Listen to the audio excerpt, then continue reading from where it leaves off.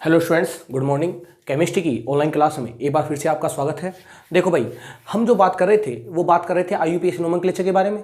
और उस IUPAC nomenclature के सिलसिले में मैंने आपको फंक्शन ग्रुप के आईयूपीएसी नामकरण की बात कर रहे थे हम, क्योंकि मैंने आपको एल्केन का, एल्कीन का, एल्काइन का, साइक्लो कंपाउंड का, बाईसाइक्लो कंपाउंड का, स्पाइरो कंपाउंड का आईयूपीएसी नोमेनक्लेचर बता दिया था।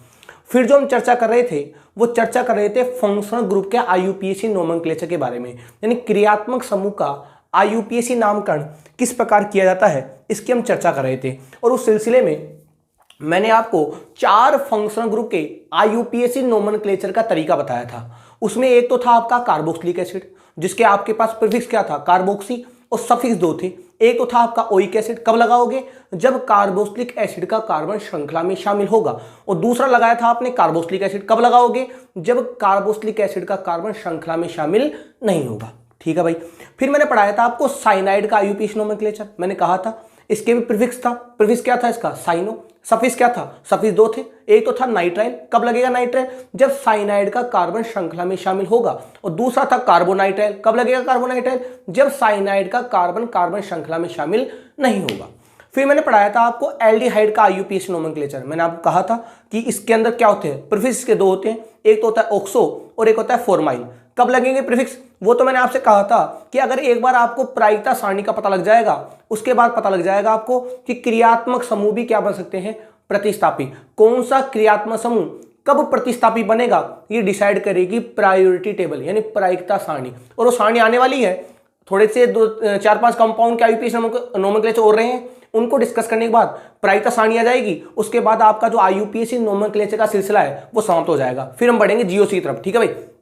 देखो भाई, तो मैंने आपको साइनाइड की बता दी थी, एल्डिहाइड की। एल्डिहाइड के सफिक्स 2 थे, एक तो था एल। एल कब लगेगा, जब एल्डिहाइड का कार्बन कार्बन श्रृंखला में शामिल होगा। और दूसरा था कार्ब एल्डिहाइड, कब लगेगा कार्ब एल्डिहाइड, जब एल्डिहाइड का कार्बन कार्बन श्रृंखला में शामिल नहीं होगा। और फिर मैंने जो नेक्स्ट यानी फोर्थ जो अपना फंक्शन ग्रुप था वो था सल्फोनिक एसिड। मैंने आपसे कहा था कि सल्फोनिक एसिड के अंदर सल्फर होता है, ऑक्सीजन होता है, हाइड्रोजन होता है। यहां पर कार्बन सम्मिलित नहीं होता है, इसलिए ना तो कार्बन चैन के अंदर आएगा ना चैन के बाहर जाएगा। तो यहां पर प्रीफिक्स एक ही था इसका, सल्फो, और एक ही इसका सफिक्स था, उसका नाम था सल्फोनिक एसिड। और मैंने आपको डिफरेंट टाइप के एग्जाम्पल की वैरायटी लेके एग्जाम्पल सोल्व कराए थे।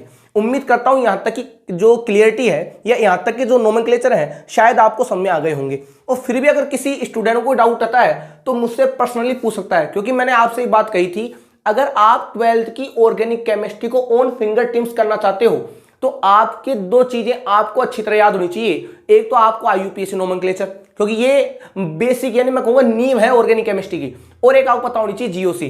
तो इसके बाद मैं तुरंत क्या स्टार्ट कर दूंगा, जीओसी, जनरल ऑर्गेनिक केमिस्ट्री। अभी तक नोमेनक्लेचर चल रहा है भैया, जीओसी का क्राइटेरिया तो तुम देखना, बहुत जबरदस्त केमिस्ट्री है जो तुम्हारी नींव तैयार करेगी। जैसे इनऑर्गेनिक केमिस्ट्री में तुमने पढ़ा था मोल कॉन्सेप्ट, उसी प्रकार ऑर्गेनिक का मोल कॉन्सेप्ट है, उसका नाम है जनरल ऑर्गेनिक केमिस्ट्री, सामान्य कार्बनिक रसायन।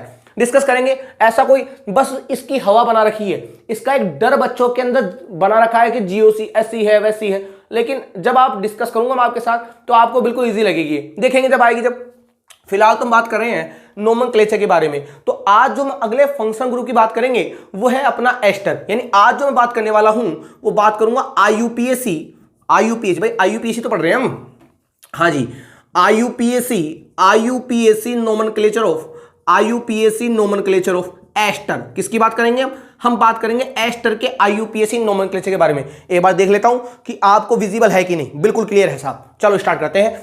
आईयूपीएसी नोमेनक्लेचर ऑफ एस्टर, यानी एस्टर के आईयूपीएसी नामकरण के बारे में चर्चा करेंगे कि एस्टर फंक्शनल ग्रुप का। भाई ये कौन है, ये कौन है महाराज, ये महाराज है फंक्शनल ग्रुप। यानी कौन है ये है क्रियात्मक समूह। सही तरह से लिखेंगे भैया, FUNCTIONAL, फंक्शनल ग्रुप। कौन है ये, फंक्शनल ग्रुप, क्रियात्मक समूह है। मैंने आपको 4 बता दिए अभी तक। एक तो बताया था मैंने आपको कार्बोक्सिलिक एसिड, एक बताया था मैंने आपको साइनाइड, एक बताया था मैंने आपको एल्डिहाइड, और एक बता दिया मैंने आपको सल्फोनिक एसिड। ये 4 फंक्शनल ग्रुप मैंने आपके साथ डिस्कस कर लिए। 5वां फंक्शनल ग्रुप कौन सा हमारा, एस्टर। कौन सा है भाई, एस्टर। एस्टर फंक्शनल ग्रुप का क्या पढ़ना पड़ेगा हमको, आईयूपीएसी नोमेनक्लेचर। तो पहली बात तो ये कि सर ये एस्टर दिखता कैसे है। बाकी इससे पहले वाले जो लेक्चर थे जो प्रीवियस लेक्चर थे उसमें मैंने एस्टर की डिजाइन की, मैंने एस्टर के फंक्शन ग्रुप की चर्चा की थी। अगर आपको याद हो तो मैंने आपको बताया था कि फ्री वैलेंसी, इसे फ्री वैलेंसी बोलते हैं, आप बार बार बताने की जरूरत नहीं है, इसे बोलते हैं free valency. Free valency COOH, इसे बोला था आपने कार्बोक्सिलिक एसिड। फिर बताया था मैंने आपको ये फ्री वैलेंसी COH, इसे बोला था आपने एल्डिहाइड। फिर बताया था मैंने आपको फ्री वैलेंसी COOH, इसे बोला था आपने पर एसिड। इसके अलावा बताया था मैंने आपको free valency C double bond OR, इसे बोला था आपने कीटोन। और एक और बताया था मैंने आपको free valency C double bond OR, इसे बोला था आपने एस्टर। क्या बोला था आपने इसे? एस्टर। तो उसकी बात करने वाला हूं मैं कि एस्टर के IUPAC नोमेनक्लेचर किस प्रकार किया जाता है। तो पहले इसका कॉमन फॉर्मूला देखिएगा, free valency C double bond OR। R क्या है आपको बताया था मैंने, यहां पर आर क्या है, यहां पर आर है आपका एल्काइल ग्रुप। कौन है आपका यहां पर आर? कौन है? Alkyl group. हिंदी में लिख देता हूं ताकि दिक्कत ना आए आपको। एल्किल समूह कौन है भैया?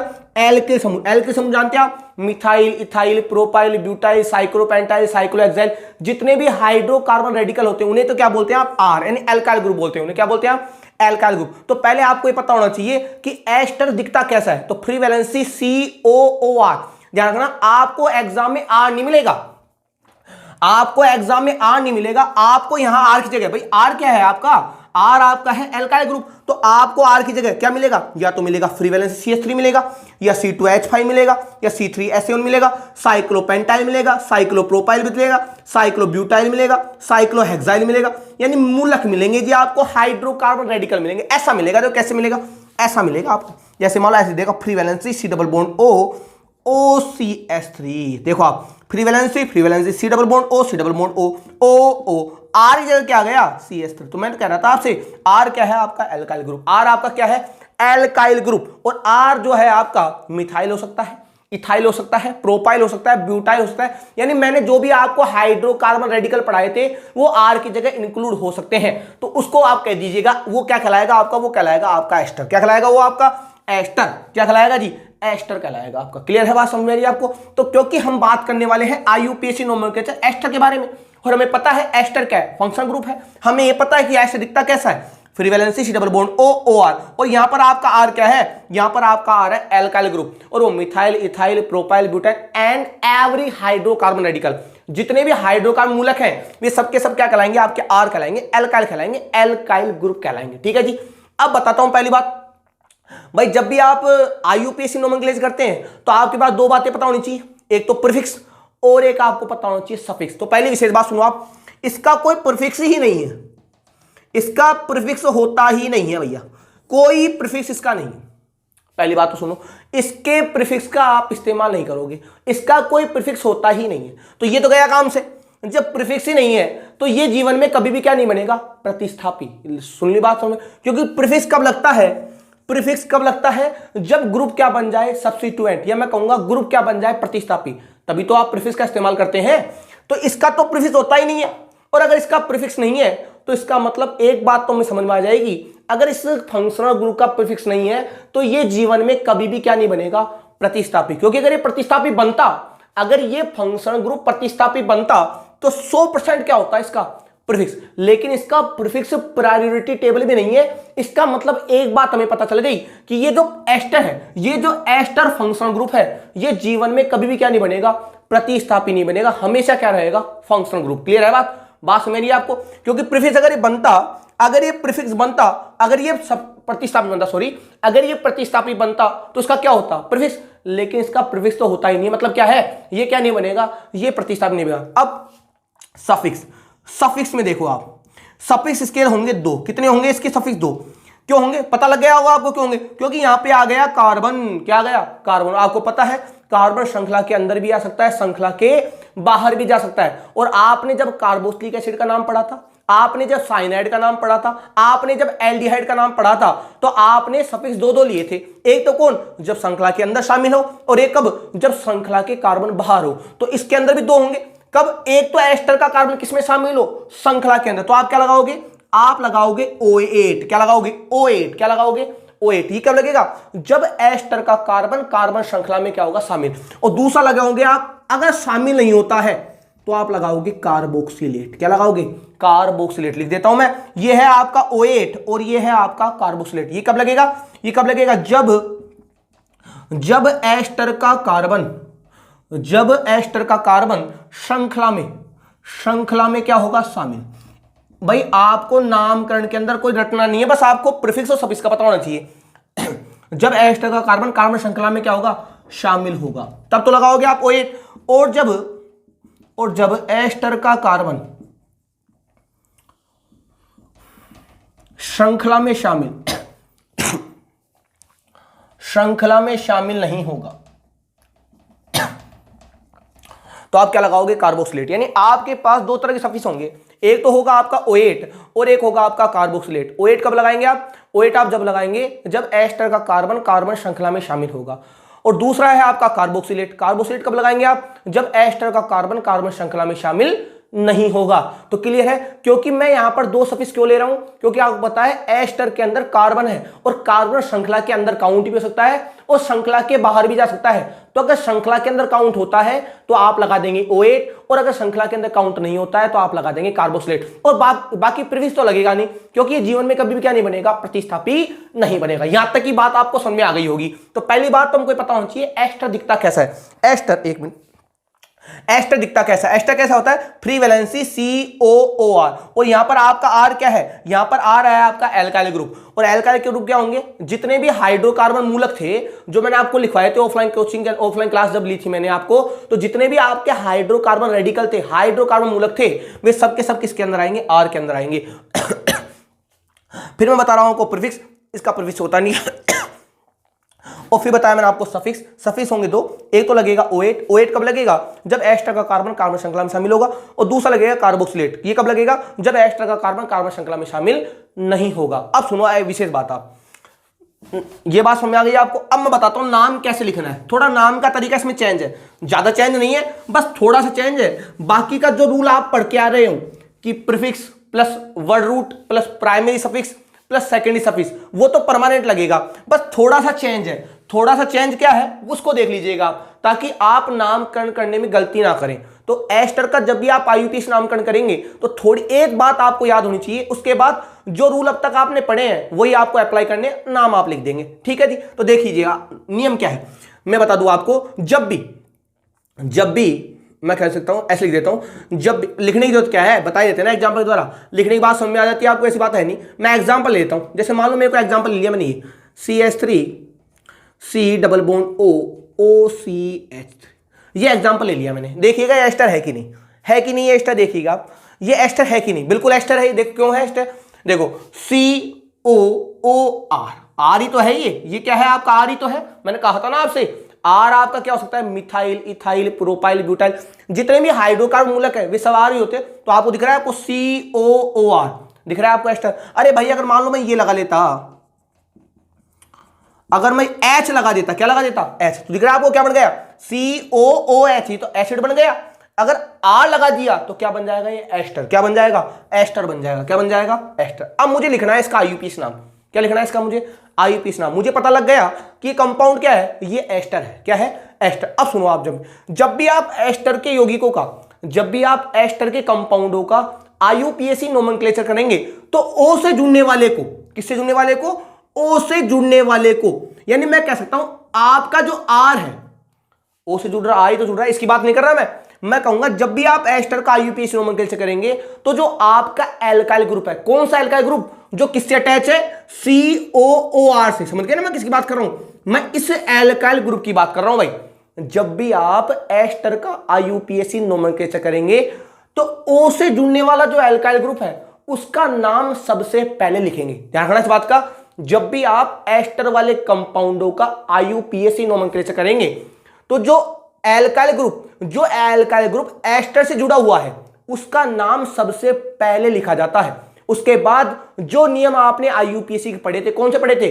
Prefix, word root plus primary suffix plus secondary suffix, उसे आप अप्लाई कर दीजिएगा, नाम आपके सामने तैयार हो जाएगा। लेकिन बस एक बात का ध्यान रखिएगा, जब भी आप एस्टर का IUPAC नाम करोगे तो जो O से जुड़ा हुआ एल्काइल ग्रुप है उसका नाम पहले लिखना है, बाकी का रूल बिल्कुल जो का त्यों होगा जो अभी तक आपने पढ़ा है। तो बताओ ओ से जो जुड़ा हुआ है आर, इसका नाम क्या है पता आपको? CH3 क्या बोलते हैं हम? मिथाइल। क्या बोलते हैं? मिथाइल। तो पहले आप ये लिख दो, क्योंकि इसका नाम पहले लिखेंगे तो क्या लिखोगे आप? लिख दोगे मिथाइल। क्या लिख दोगे आप? मिथाइल, क्योंकि ओ से जुड़ने वाले को हम पहले लिखेंगे। अब श्रृंखला का चयन कर लेंगे, ये तो काउंट थोड़ी होगा, यहीं तक काउंट होगा क्योंकि उसका नाम तो आपने लिख दिया। क्लियर है बात? आ जाओ भाई। अब फॉर्मूला क्या होता है? फॉर्मूला होता है prefix plus word root plus primary suffix plus secondary suffix. हाँ भाई, यहां पर क्या प्रीफिक्स का इस्तेमाल होगा? क्या प्रीफिक्स कब लगता है? जब श्रृंखला से मतलब मुख्य श्रृंखला से कुछ बाहर श्रृंखलाएं जुड़ी हो, तो यहां तो कोई प्रतिस्थापन नहीं है तो प्रीफिक्स नहीं होगा। अब आ जाओ वर्ड रूट। वर्ड रूट क्या होता है? कार्बन परमाणु संख्या 1 और 2। कितने कार्बन है? 2। 2 को क्या बोलते हैं? आईयूपीएसी ईथ या एथ बोलते हैं। ठीक है, काम हो गया। आ जाओ प्राइमरी सफिक्स। बताओ कार्बन कार्बन बॉन्ड सिंगल है कि नहीं? मैंने आपसे कहा था कार्बन ओ नहीं देखना है आपको कार्बन बंद या तो हाइड्रोजन देखना है या कार्बन बंद कार्बन। तो सारे बॉन्ड सिंगल क्या लगाओगे आप? एन लगाओगे, लगा दोगे। अब देखो 1 पे कौन है आपका? एस्टर। और एस्टर का बताओ जो कार्बन है, भाई आप सेकेंडरी सफिक्स लगाओगे ना। एस्टर का जो कार्बन है बताओ श्रृंखला के अंदर काउंट हो रहा है कि नहीं हो रहा? हो रहा है। तो आप क्या लगाओगे? आप O8 लगाओगे या कार्बोक्सिलेट लगाओगे? आप लगाओगे O8, क्योंकि एस्टर का कार्बन मुख्य श्रृंखला के अंदर शामिल हो रहा है, तो आप लगा देंगे O8। अब देखो इसका लग रहा है E, इसका लग रहा है O। बताओ 2 स्वर एक साथ आए कि नहीं आए? और जब 2 स्वर एक साथ आते हैं तो आगे वाले स्वर को क्या कर देते हैं हम? कैंसिल। तो इसको कैंसिल कर देंगे हम, तो नाम क्या हो जाएगा? हमारा नाम हो जाएगा मिथाइल इथेनोएट। इथेनोएट या 108 बोल दीजिए, या 1 नहीं लगाओगे तो भी चल जाएगा। इसको आप ऐसे भी लिख सकते हो, कोई दिक्कत नहीं है। Methyl ethanoate. ये लो जी, 2 स्वर एक साथ नहीं रहना। अब नहीं, अब तुम ये नहीं कहोगे सर यहां ओ आ गए यहां एक आ गए फिर एक साथ आ गए, ऐसा नहीं। बस एक बार हटेगा, उसके बाद जो है ऐसा कैसे लिखना पड़ेगा आप। ठीक है, तो ये नाम हो जाएगा इसका मिथेनोएट। क्या नाम हो जाएगा इसका नाम हो जाएगा मिथेनोएट। क्या नाम हो जाएगा? Methyl ethanoate. ये हो जाएगा इसका आईयूपीएसी नाम। बात समझ रही है आपको? यानी जब भी आप एस्टर का नाम करोगे तो ओ से जुड़ने वाले एल्काइल ग्रुप का नाम पहले लिखना है, बाकी का नियम अब तक जो पढ़ के आए हो यूं का यूं लगाना है। दूसरा एग्जांपल लीजिए आप। ठीक है, अब आप दूसरा एग्जांपल लीजिएगा। जैसे सर अगर मान लो एग्जांपल ये होता तो नाम क्या होता? देखिएगा आप, CH3 CH2 COOCH3। इसका लिखना है मुझे आईयूपीएसी नाम। दिख रहा है आपको? COOR एस्टर है। अभी तो मैं इंडिविजुअली लिखा रहा हूं आपको, पहले एस्टर का, साइनाइड का, सल्फोनिक का, एल्डिहाइड का, कार्बोक्सिलिक का। जब मैं आपको पूरे पढ़ा दूंगा तो मैं आपको एक शीट दूंगा, उस शीट के अंदर मिक्स होंगे सब तरह के आईयूपीएसी नोमेनक्लेचर। फिर आपको खुद ही दिमाग लगाना है कि वो एस्टर है, एसिड है, एनहाइड्राइड है, जो भी है। तो एक बार आप टॉपिक को देख लीजिएगा ध्यान से, क्योंकि आईयूपीएसी नोमेनक्लेचर अपने आप में काफी इंपॉर्टेंट है। चलो ठीक है, तो मैं नाम बताता हूं आपको। ओ से जुड़ने वाले का नाम पहले, तो ओ से कौन जुड़ा हुआ है? यही तो है आपका एल्काइल, COOR। यही तो है आपका एल्काइल। क्या नाम है इसका नाम है मिथाइल, तो लिख दिया आपने मिथाइल। अब वही तरीका आपको लंबी श्रृंखला चयन करो, 1 2 3 की हो गई। हाँ भाई, प्रीफिक्स लगेगा यहां पर? नहीं लगेगा। आ जाओ वर्ड रूट कितने? 3 को क्या बोलते हैं? आईयूपीएसी प्रोब बोलते हैं। प्राइमरी सफिक्स क्या लगाओगे? सारे बॉन्ड सिंगल तो एन लगा दोगे। और 1 पे क्या है आपका? O8। ई हटा दो आगे से, क्योंकि आपको पता है 2 स्वर एक साथ नहीं है। तो नाम क्या होगा इसका? हो जाएगा मिथाइल प्रोपेन 108, या आप कह सकते हो मिथाइल प्रोपेनोएट कह सकते हैं आप। ठीक है जी, बात में मेरी। आपको दूसरा एग्जांपल लीजिए। जैसे मान लो एग्जांपल, अब की बार मैं ऐसा ले रहा हूं एग्जांपल, देखो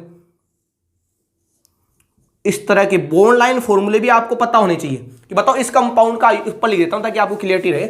आपसे पूछा गया बताओ इस कंपाउंड का आईयूपीएसी नोमेनक्लेचर क्या होगा? इस कंपाउंड का आईयूपीएसी नोमेनक्लेचर क्या? अब बच्चे तो क्या है, स्ट्रक्चर देखते डर जाते हैं, बाकी ऐसा कुछ है नहीं। देखो आप, COOR इथाइल है ना, ये है ना एस्टर। बस CH2 CH3 हो गए, क्या हो गया? इथाइल। मैंने कहा था O पे क्या होंगे? O से कौन जुड़ा होगा? Alkyl group. तो क्या हो गया? एस्टर। तो आपको पता है जब भी एस्टर का आईयूपीएसी नोमेनक्लेचर करते हैं तो O से जुड़ने वाले को पहले लिखते हैं। तो O से कौन जुड़ा हुआ? ये, इसका नाम क्या है? CH2 CH3। क्या बोलते हैं? इथाइल। तो आप लिख दोगे इथाइल। क्या लिख दोगे आप? इथाइल। अब नंबरिंग कर दो, 1 2 3 4। अरे नंबरिंग ऐसे करूंगा, सबसे पहले नंबरिंग किसके स्टार्ट होती है? फंक्शन ग्रुप से, फिर डबल बॉन्ड, फिर ट्रिपल बॉन्ड, फिर प्रतिस्थापित। सीधी बात है। आ जाओ भाई, कोई प्रतिस्थापित दिख रहा है क्या आपको? नहीं दिख रहा है तो नहीं लगेगा। आगे आ जाओ वर्ड रूट कितने काम है? 4 क्या बोलते हैं? आईयूपीएसी ब्यूट बोलते हैं। सिंगल बॉन्ड एन लगा दोगे, और 1 पे क्या है आपका? 1 पे है आपका O8। नाम क्या हो जाएगा इसका? इथाइल ब्यूटेन 108 या इथाइल ब्यूटेनोएट आप कह सकते हैं। ठीक है जी, कितना सिंपल। देखो जितनी डरावनी स्ट्रक्चर थी उससे सिंपल तो नेम ही था इसका। बोलो बात समझ में आ रही है नहीं? एक एक एग्जांपल देख लीजिएगा ताकि आपको किसी प्रकार का डाउट ना हो एस्टर के आईयूपीएसी नोमेनक्लेचर में। तो इथाइल लिख दिया आपने, फिर लिख दिया आपने ब्यूटेन, क्योंकि 4 कार्बन थे, एल का लगा दिया एन और 1 पे क्या था OH लगा दिया आपने इथाइल ब्यूटेनोएट। और एग्जांपल लीजिएगा, जैसे मान लो मैं एग्जांपल ले लूँ, ये भी अच्छा एग्जांपल देखिएगा। फोर्थ एग्जांपल ले लिया मैंने, ये एग्जांपल क्या है देखिएगा।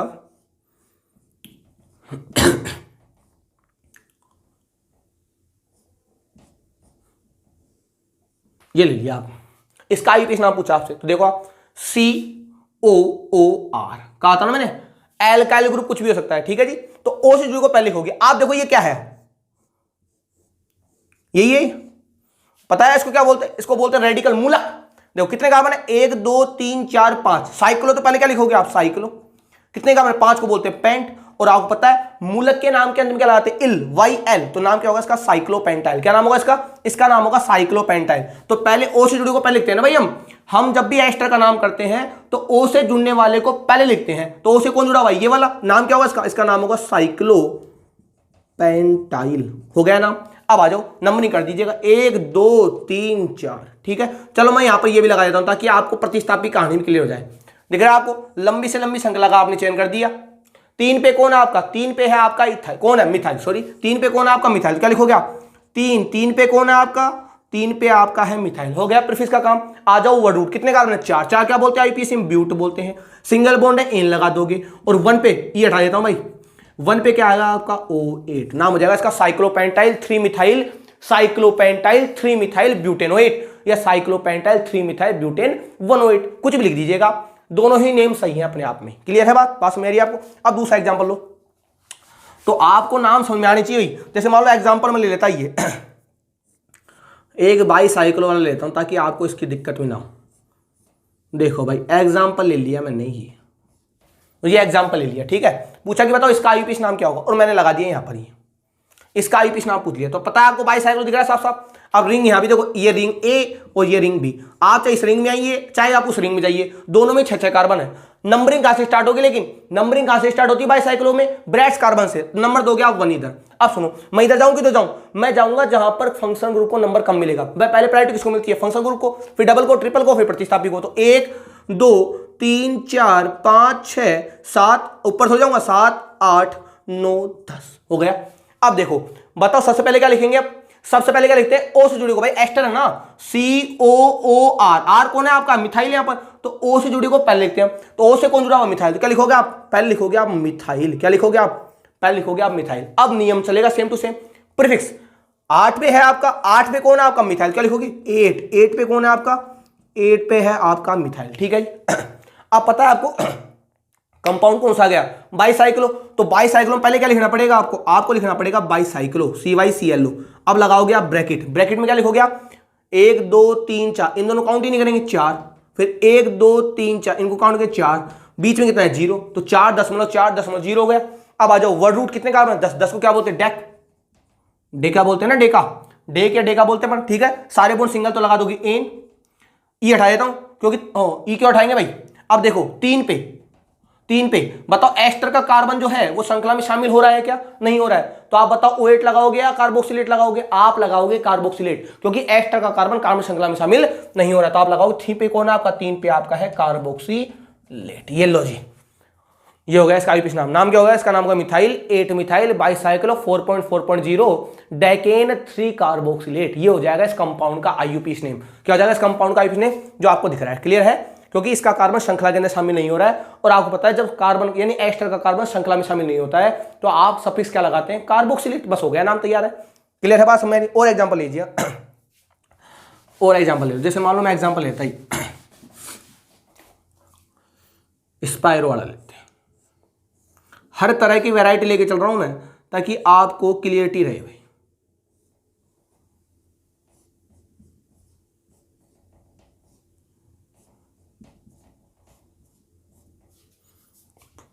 ये ले लिया एग्जांपल और यहां पे लगा दिए,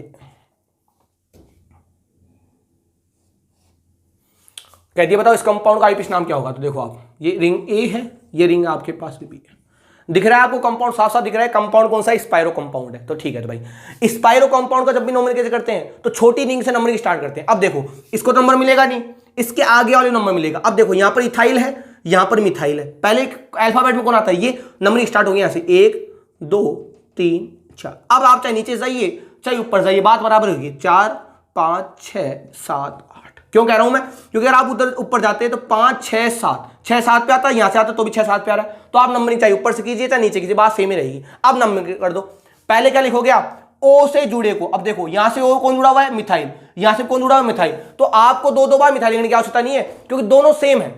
अगर मान लो दोनों डिफरेंट होते तो क्या करते? आप लिखते हैं अल्फाबेट के हिसाब से। यहां मिथाइल होता और यहां इथाइल होता, तो आप लिखते हैं अल्फाबेट के हिसाब से और उसकी नंबरिंग करते कि 7 पे है कि 8 पे है। ठीक है, तो आप क्या लिखोगे? दोनों पे क्या है? मिथाइल है, क्या लिख दोगे आप लिखोगे मिथाइल।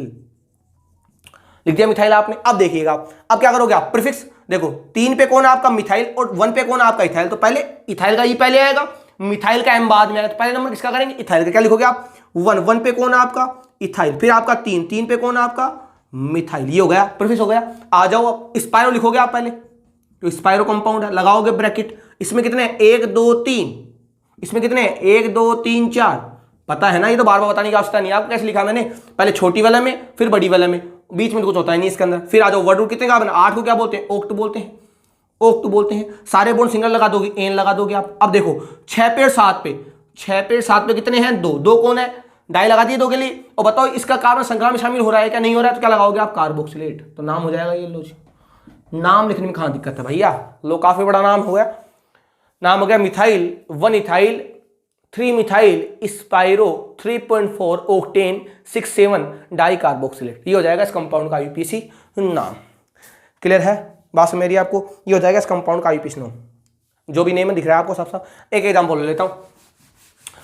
तो मेरा कहने का मतलब यह है कि आपको बस वैरायटी पता होनी चाहिए कि आपका एग्जांपल को अप्लाई कैसे करना है। बाकी आप चाहे कितने एग्जांपल सोल्व कर लीजिए, आप अपनी इच्छा से एग्जाम बना सकते हो और उनका आईयूपीएसी नोमेनक्लेचर लिख सकते हो, कोई दिक्कत नहीं आएगी आपको। जैसे मान लो एग्जांपल में ये ले लेता, जैसे आया हुआ है ये एग्जाम, ये एग्जाम्पल एग्जाम में आया हुआ है। क्या आया? देखो एग्जाम्पल में कोई विशेष बात नहीं है, सिंपल ही एग्जाम्पल था, बस बच्चे यूं ही डर रहे थे इससे। एग्जाम्पल क्या हुआ? डिफरेंट टाइप बोर्ड एग्जाम में आया हुआ है ये एग्जाम्पल। ये बनाता हूं ताकि दिक्कत है। ये आया हुआ था, पूछा था, इसका आईयूपीएसी नाम क्या होगा? देखो आप, COOR एस्टरी है, तो ओ से जुड़े को पहले लिखेंगे। तो क्या दिख रहा है आपको? 1 2 3 4 5 6 6 क्या बोलेंगे? 6 को आईयूपीएसी में हेक्स बोलते हैं। मूल के लिए इल लगाते हैं। साइक्लो है तो नाम क्या होगा इसका? नाम होगा साइक्लोहेक्साइल। क्या बोलेंगे भैया इस रेडिकल को? इसको बोलेंगे साइक्लोहेक्साइल। तो पहले यही लिख दो आप, साइक्लोहेक्साइल, क्योंकि आपको पता है ओ से जुड़े को पहले लिखते हैं। अब नंबरिंग कर दीजिएगा 1 2 3। ये होगी श्रृंखला का चयन। कितने कार्बन? 3 को क्या बोलेंगे? प्रोप बोलेंगे। सिंपल एल लगाएंगे और पीछे लगा देंगे O8। नाम क्या होगा इसका? नाम हो जाएगा साइक्लोहेक्साइल प्रोपेनोएट, या प्रोपेन 108 भी बोल सकते थे, आपको दिक्कत नहीं है। बाकी ऐसा लिख देंगे तो भी कोई दिक्कत नहीं है, साइक्लोहेक्साइल प्रोपेनोएट। ये लो, इसका आईयूपीएसी नाम आ गया। कौन सी बड़ी दिक्कत आ रही थी इसके नाम में? और एग्जाम्पल देख लो जो आया हुआ है एग्जाम। तो मैं तो आपसे यही कहूंगा कि बस आपको कॉन्सेप्ट की क्लियरिटी नहीं, ये भी आया हुआ है। ये लो जी, इसका आईयूपीएसी नाम पूछा था, तो पहला काम ये दिख रहा है आपको 1 2 3 4, लंबी लंबी श्रृंखला का चयन कर लिया आपने। इसका नंबरिंग कर दो 1 2 3 4। अब ओ से कौन जुड़ा हुआ है? मिथाइल। तो क्या लिखोगे आप लिखोगे मिथाइल। लिख दिया आप। अब देखो, अब लगाओगे प्रीफिक्स। 2 पे कौन है आपका? कौन है? इथाइल। क्या लगाओगे? 2 पे कौन है आपका? इथाइल। आ जाओ वर्ड रूट कितने कार्बन? 4 को बोलेंगे ब्यूट, सैचुरेटेड एन और लगा देंगे O8। ये लो जी, क्या दिक्कत आ रही थी इसमें? Methyl 2 ethyl butanoate. क्या नाम होगा इसका? Methyl 2 ethyl butanoate. तो ये हो गया आपका एस्टर का आईयूपीएसी नोमेनक्लेचर, कि एस्टर का आईयूपीएसी नोमेनक्लेचर किस प्रकार से किया जाता है। तो मैं उम्मीद करता हूं आपको एस्टर का आईयूपीएसी नोमेनक्लेचर समझ में आ गया होगा।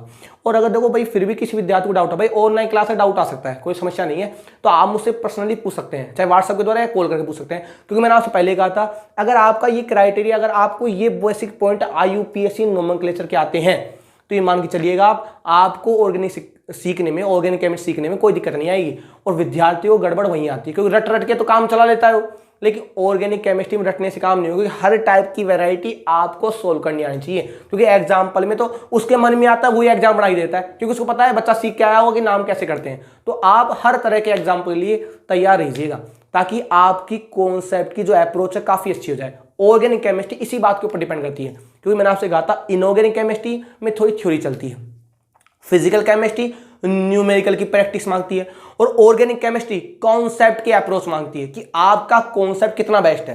तो अगर आपके कॉन्सेप्ट अच्छे हैं तो बाकी तो फिर सिंपल ही काम है, ऐसी कोई बड़ी बात इसके अंदर होती नहीं है। ठीक है, तो ये आज मैंने पढ़ा एस्टर का आईयूपीएसी नोमेनक्लेचर। अब तक मैंने आपको 5 फंक्शन ग्रुप के आईयूपीएसी नोमेनक्लेचर का तरीका बताया, कार्बोक्सिलिक एसिड का, साइनाइड का, एल्डिहाइड का, सल्फोनिक एसिड का, और आज बता दिया मैंने आपको एस्टर का। ठीक है, अगले लेक्चर में मैं डिस्कस करूंगा एनहाइड्राइड के IUPAC नोमेनक्लेचर के बारे में। आज के लिए इतना ही, धन्यवाद।